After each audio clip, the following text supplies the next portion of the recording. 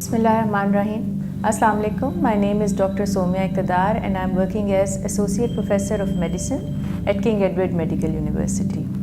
آج ہم جس پہ بات کر رہے ہیں وہ بہت ہی ہاٹ اور برننگ ایشو ہے جو ہر طرف جس کا شور ہے اور لوگ بہت پینک بھی کر رہے ہیں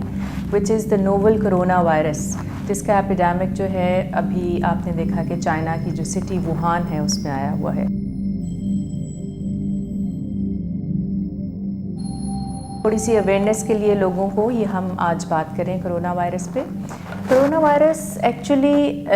پہلے سے دنیا میں موجود ہے اور اس کی ڈفرینٹ ویرائٹیز جو ہیں وہ انفیکٹ بھی کرتی رہی ہیں۔ جیسے آپ کو یاد ہوگا کہ سارس ایک دفعہ بہت سیویئر ڈیزیز کی فارم میں آیا تھا، that's also a corona virus. پھر Middle East respiratory syndrome MERS corona virus, یہ بھی ہمارے پاس کچھ سال پہلے آیا تھا جس نے بہت زیادہ انفیکشن کاز کی تھی اور بہت زیادہ ڈیتھس بھی اس کے ساتھ رپورٹڈ تھیں۔ اب ریسنٹلی چائنا کی سٹی ووہان میں ایک کیسز سامنے آئے جس کے اندر ایک نیا وائرس جسے ہم نوول کرونا وائرس، نوول کا مطلب ہوتا ہے کہ نیو وائرس ہے۔ یہ نیو ہے کیونکہ اس لیے ابھی اس کا نام بھی ڈیسائیڈ نہیں کیا گیا، کچھ لوگوں کا خیال ہے اسے ہم ووہان کرونا وائرس کہنا شروع کر دیں۔ سو یہ فی الحال لیبلڈ ہے ایز 2019 نوول کرونا وائرس۔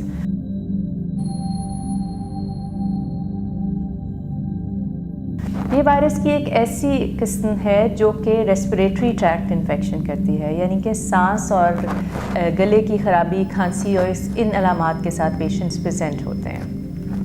پہلی دفعہ یہ کیسز جب ووہان سٹی میں دیکھے گئے تو انہوں نے ٹریس کیا تو ایک سی فوڈ کی مارکیٹ تھی یا اینیملز جہاں پہ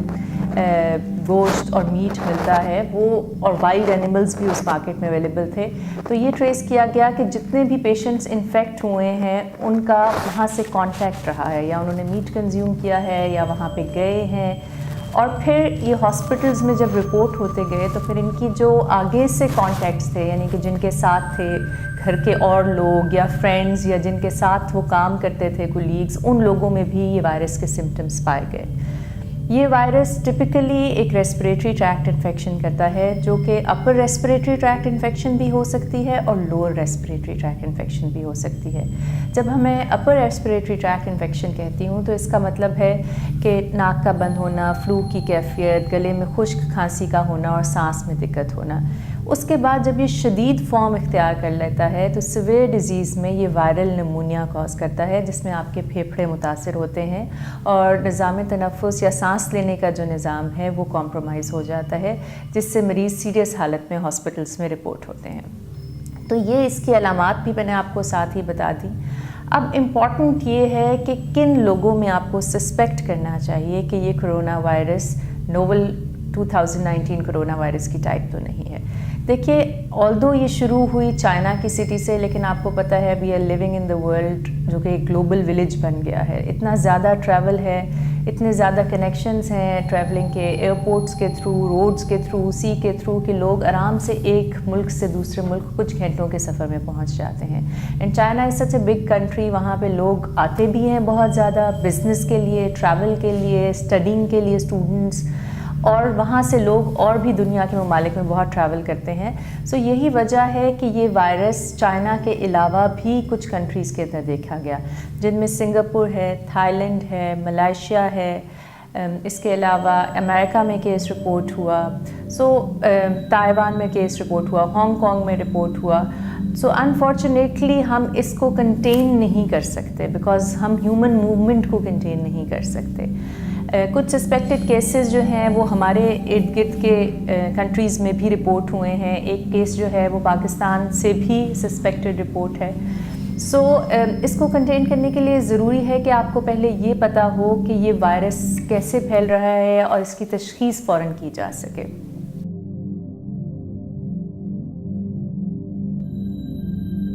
انفارچونیٹلی کیونکہ یہ نیور وائرس ہے سو اس کو ریڈیلی ٹیسٹ کرنے کی فیسلٹی بھی اویلیبل نہیں ہے، اور پاکستان میں فی الحال ہمارے پاس اس کی ٹیسٹنگ فیسلٹی اویلیبل نہیں ہے۔ سو گھبرائیں نہ، لیکن کچھ سائنز اینڈ سمٹمز ایسے ہیں جن پہ آپ کو ان اینی کیس ہاسپٹل میں رپورٹ کرنا چاہیے۔ سو اگر مریض کو خشک کھانسی زکام کے ساتھ شدید سانس میں دشواری ہو یا سانس لینے میں دقت محسوس ہو رہی ہو تو اور بخار جو ہے وہ تیز ہو تو فوراً ہاسپٹل میں رپورٹ کر کے ڈاکٹر کو ایک دفعہ معائنہ ضرور کرائیں.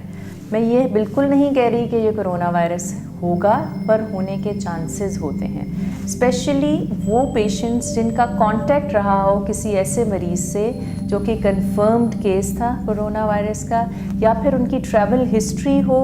ٹو چائنا، یا پھر وہ کسی ایسے ہیلتھ کیئر فیسلٹی میں کام کرتے ہیں جہاں پر بہت سیویئر ریسپریٹری ڈیزیز کے پیشنٹس جو ان آئیڈینٹیفائڈ تھے وہ ایڈمٹ ہوئے تھے. سو یہ وہ کیسز ہیں جنہیں ہم کانٹیکٹس کہتے ہیں. ان پیشنٹس میں اگر سمٹمز ڈیولپ ہوں جن میں فیور، کاف، فلو اور اس کے علاوہ سانس میں دقت، شارٹنیس آف بریتھ، یا پھر بلڈ پریشر کا گرنا سیویئر فارم میں اور غنودگی کا ہونا اور سانس میں بہت زیادہ دقت محسوس ہونا شامل ہے، تو ان کو فوراً ہاسپٹل فیسلٹی میں رپورٹ کرنا چاہیے تاکہ ان کے ریلیونٹ ٹیسٹ ہو سکیں اور ان کا ٹریٹمنٹ کیا جا سکے. اب بات کرتے ہیں کہ اس بیماری سے بچا کیسے جا سکے، which is the most important. I always say that prevention is always better than cure, اور اس بیماری میں تو پریونشن ہی ہے ہمارے پاس، because we do not know the cure. ابھی ہمارے تک کوئی ایسی اطلاعات مصدق نہیں ہیں کہ یہ کوئی دوائی یا کوئی ویکسین یا کوئی ایسا ٹریٹمنٹ ہو جو اس کو کیور کر سکے. So there is only supportive treatment. So for the time being we should only emphasise on prevention of this disease. اور پریونشن وہی ہے جو باقی ریسپریٹری ٹریکٹ انفیکشنز کی پریونشن ہوتی ہے، جو باقی وائرل انفیکشنز جو ریسپریٹری ڈراپلیٹس کے تھرو پھیلتے ہیں ان کی انفیکشن ہوتی ہے. اس میں سب سے امپورٹنٹ یہ ہے کہ کیونکہ یہ آپ کی باڈی سیکریشن سے پھیلتا ہے تو چھینکتے وقت، کھانستے وقت اپنے منہ کو رومال سے، ٹیشو پیپر سے ڈھانپ کے رکھیے. فیس ماسک کا استعمال ضرور کیجیے اور ہینڈ ہائیجین پہ بہت زور دیں. میں ہمیشہ بتاتی ہوں کہ ہم بہت سی بیماریوں سے بچ سکتے ہیں اگر ہم صرف پراپر طریقے سے ہاتھ دھونے کی عادت ڈال لیں. سو ہاتھ دھونے کے اسٹیپس بھی میں اپنے ناظرین کو ایک دفعہ بتانا چاہتی ہوں. ہاتھ آپ بار بار دھوئیے، صابن سے دھوئیے، اور ایٹ لیسٹ 20 سیکنڈس جو ہیں وہ آپ کو ہینڈ واشنگ کے لیے سرو کرنے چاہیے. اس کے علاوہ جو الکوہل بیسڈ ربز ہوتے ہیں جنہیں سینیٹائزرز کہتے ہیں ہم، وہ بھی آپ یوز کر سکتے ہیں. اگر تو آپ کے ہاتھ سوئلڈ ہیں سیکریشن سے تو بہتر ہے کہ آپ اس کو پراپرلی واش کریں سوپ اینڈ واٹر کے ساتھ. لیکن اگر سوئلڈ نہیں ہے یا سیکریشن سے یا لیکن صرف شک ہے تو آپ سینیٹائزرز کا استعمال بھی کر سکتے ہیں. ہاتھ دھوتے وقت کچھ سٹیپس ہیں، بچوں کو بھی سکھائیے، بڑوں کو بھی سکھائیے، اور ان کو اپنی ڈیلی پریکٹس میں، روٹین لائف میں اپنانے کی کوشش کیجیے. ان ہاتھوں کو دھونے کا طریقہ یہ ہے کہ پہلے آپ پامر سرفیسز کو ہاتھ سے دھوئیے، ڈورسل سرفیسز کو دونوں طرف سے دھوئیے، ٹھیک ہے. اس کے بعد یہ انٹر ڈیجیٹل جو آپ کی کلیفٹس ہوتی ہیں، یہ جو اسپیسز ہوتی ہیں، ویب اسپیسز ہینڈس کے بیچ میں، ان کو ضرور واش کیجیے. اپنے جو نیلز ہیں ان کے درمیان سیکریشنز پھنس جاتی ہیں تو ان نیلز کو ضرور واش کیجیے. اپنے نکلز کو ضرور واش کیجیے. تھم کو کبھی نہ بھولیے، ٹھیک ہے. اور پھر یہ ریسٹ کا ایریا ہے. سو ان کو آپ پراپرلی واش کریں ہینڈس کو.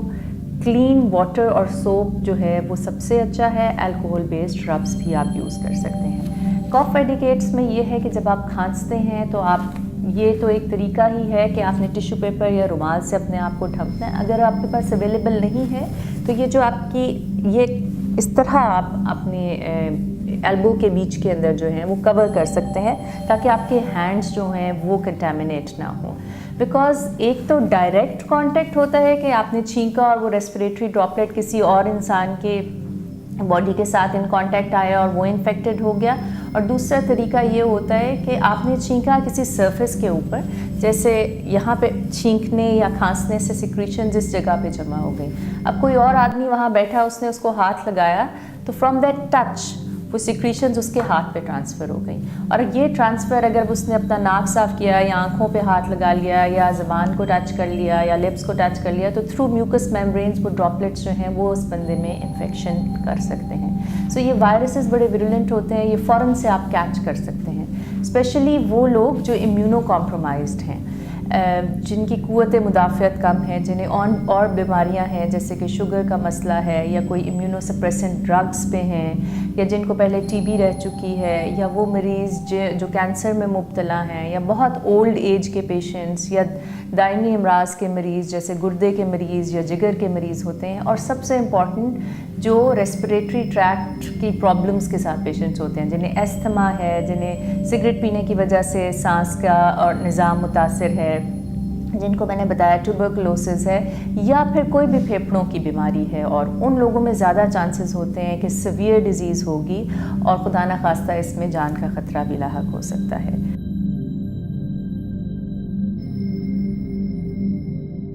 ایک اور بات جو میں امپورٹنٹلی کرنا چاہ رہی ہوں کہ پینک نہ کیجیے، لیکن احتیاط ضرور کریں، ویجیلنٹ ضرور رہیں۔ آپ کو سائنز اینڈ سمٹمز پتہ ہیں، اگر آپ کو کوئی بھی ڈیزیز کے signs and symptoms out of proportion لگ رہے ہیں، کہ آپ کو لگ رہا ہے کہ یہ معمولی زکام نزلہ سے زیادہ کوئی کیفیت ہے اور کھانسی بہت شدید ہے، یا سانس جو ہے لینے میں دقت محسوس ہو رہی ہے، تو پلیز فوراً ایک تو اپنے آپ کو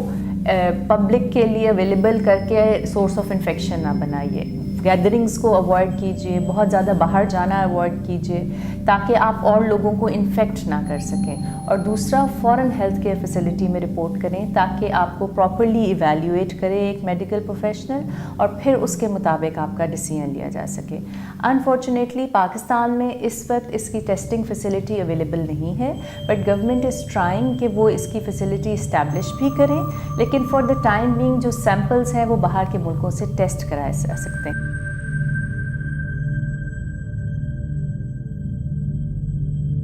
اس وائرس کو ٹیسٹ کرنے کے لیے، کیونکہ یہ آپ کی سانس کے نظام کو متاثر کرتا ہے، تو آپ تھوک کا ٹیسٹ لے سکتے ہیں، نیزو فیرنجیل یا اورل سویب لے سکتے ہیں۔ نیزو فیرنجیل یعنی کہ ناک اور گلے کے پچھلے حصے کو، وہاں سے آپ سیکریشنز اکٹھی کرتے ہیں، نظام تنفس کی جو آپ کے لنگس کے اندر ہیں وہاں سے سیکریشنز اکٹھی کر سکتے ہیں، یا پھر تھوک کا ٹیسٹ جو ہے اس میں آپ یہ ٹیسٹ کرتے ہیں۔